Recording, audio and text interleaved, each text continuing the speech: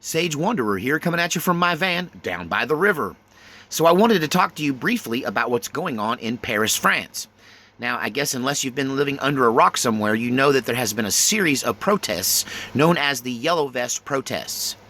This is now being referred to as the Yellow Vest Revolution in France. Another French revolution is breaking out in France. Now, I haven't talked about this, even though it's been going on for 4 weeks, because I wanted to see it play out, and I wanted to see where it was headed. So, let me give you some quick background of how and why these protests have broken out, and why it looks like it's turning into a revolution in France. Now, Macron, who is the president of France, is the poster child for globalism. He was raised up by globalists. He's married to an elderly woman who raised him up from his teen years to be the president of France. And he's been carefully sculpted and shaped for this position. But he kind of pulled a Barack Obama in his own country. He may have done this by watching Barack and thinking it was a great idea, because Barack Obama fooled the American people into thinking that he was for the working class, that he was for the common man, that he was against big business, big money, big pharma, all of this stuff. But when he got into office, he just did what every other globalist president has done, and just kick the working class people under the bus. And to say that Obamacare was supposed to help people, don't even let me started about our own problems. Let's get back to what's going on in Paris. But Macron took a page from the Obama book and presented himself as being for the working class and for the working people, for the blue collar and middle class people of France, because he was running against Marine Le Pen, who is kind of a female version of Trump. And he won by a narrow margin. But when he got into office, his arrogance kicked in. And in that way, he's so much like Hillary Clinton that he thinks he's above the law. He thinks he's better than everyone else. And although he hid that pretty good during the elections, and he hid behind a pretty smile, when he got elected, he let his true colors show. And so Macron, since he has gotten in there, has increased the tax burden, which was already ridiculously restrictive. I mean, an incredible tax burden on the French people has been increased, while big globalist corporations get tax breaks in France. He was recently quoted as wanting to have an EU army. So, honestly, if you want to know the truth, I know a lot of people out there are armchair eschatologists, people that try to look into the end times and see biblical prophecy where they can. And I'm skeptical. I'm not totally sold that we're in the end times now, but if we were, I would lay all my money on a bet that Macron is the beast. And it's going to it just all depends on how he deals with this revolution. So, 4 weeks ago, working class people were hit with a tax on diesel. Now, to give you, the tax on diesel is for everyone, but it doesn't affect people who have drivers and lots of money. It only affects the working class people. They're the only ones that feel it. So, the French people were they were seduced, encouraged, bullied into accepting and purchasing and using diesel vehicles almost exclusively, because it's supposed to be better for the environment. So most everyone in France that owns a vehicle or works behind the wheel drives a diesel-fueled vehicle. And then Macron decided that diesel, after people switched to diesel decades ago, has decided that diesel is a bad thing for the environment and needs to be taxed, so that he can take the tax money and use it to put forth these new environmental strategies and programs to these green programs, and he's going to fund it through this tax on diesel fuel. But really, if you know what's going on in France, you understand that it's the welfare state that is bankrupting them and forcing their taxes higher and higher and higher. And the rich people don't want to foot the bill, so their taxes go down and the small person's taxes go up to pay for the migrant invasion of Europe. Because the people coming over there, some 70% of them are on state-funded welfare, and so France is bankrupting itself. And I think, and a lot of other analysts think, that the tax raise was really a bailout for the French government because their own programs are eating them alive. And the environmental stuff money probably wouldn't have got used for that anyway. But 4 weeks ago, the people started protesting. It got bigger and more violent. Every weekend, there's a protest. Now, at first, it was rather non-violent with a lot of solidarity. It reminded me a lot of the Polish uprising against the Soviets in the 1970s under Lech Wałęsa. And it's a bit of a right-wing backlash to the left-wing communist, big government, globalist policies of Macron. And, he says the stupidest things. He gives off this air that he thinks he's smarter, better than everyone else out there. And he's so out of touch with the working class people that he's really become a villain.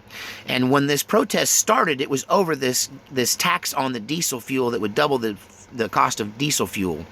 But after 3 weeks of protesting and tearing the city apart and broken windows and clashes with police and rubber bullets and tear gas, now they're putting armored vehicles on the streets of Paris.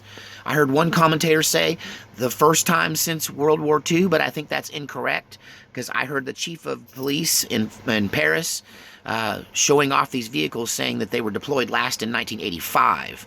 But still, nonetheless, it's been a long time since they had this kind of problem in Paris. And so Macron decided that it was a good idea if he just went ahead and rescinded the taxes on the diesel fuel, and you'd think the people would have won. You think that would have been good enough, but really it wasn't, because that was the straw that broke the camel's back. It really wasn't about the fuel ever.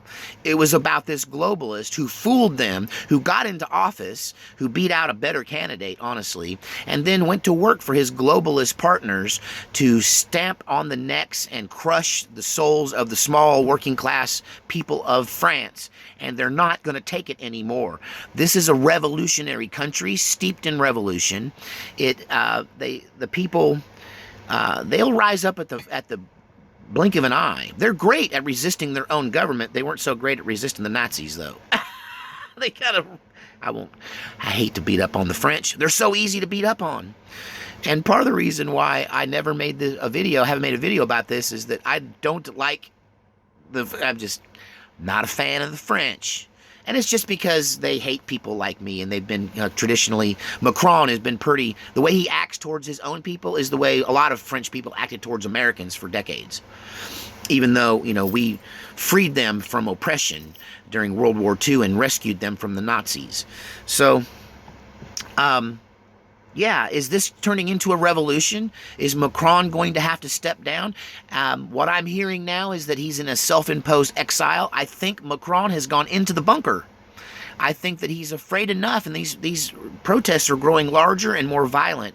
Because what's happened is, and I don't hear a lot of people reporting on this, but the right-wing or the conservative working class people that are opposing him, the Le Pen people that are opposing Macron, they started this thing, but then the anarchists and Antifa and the communists have joined in because they just want to tear down whatever structure is there. That their policy is to tear it all down, reduce it to ashes, and rebuild it from nothing.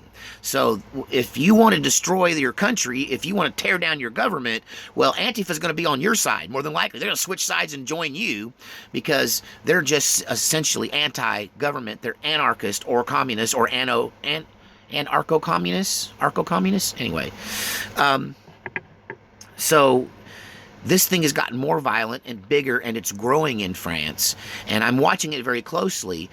And I'm not a big guy to get into Bible prophecy. Are we living in the end times? I don't know. The people who were surviving the Great Depression and World War II maybe thought they were in the end times. People who suffered under Roman oppression thought they were in the end times. So maybe we are and maybe we aren't. But if we are, if this is the end times and we're looking towards into the great tribulation period, then who's the beast? Macron. Macron gets my vote. Macron gets my vote. Honestly, he fits the bill. And whether he is or isn't the beast is going to depend, to me, on how he responds to this crisis. Is he going to fire on unarmed people? Is he going to call on the police to shoot French citizens? And the French police will probably resist that order. Is he going to call out the military? What's he going to do? How's he going to handle it? What's Macron's next move? Right now, he's down in the bunker hiding out. How long will that last? Will he resign? If he resigns, he's hardly the beast.